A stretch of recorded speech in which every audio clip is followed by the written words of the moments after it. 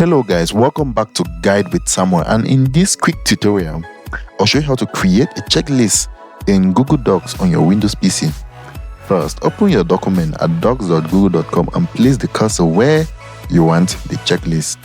Next, click the checklist checkbox icon in the toolbar. If you don't see it, click the three-dot menu on the toolbar to review more options. Then type your first item and press enter to add the next checkbox automatically. Use tab to indent and create subtags, or select existing lines and click the checklist icon to convert them into checkboxes.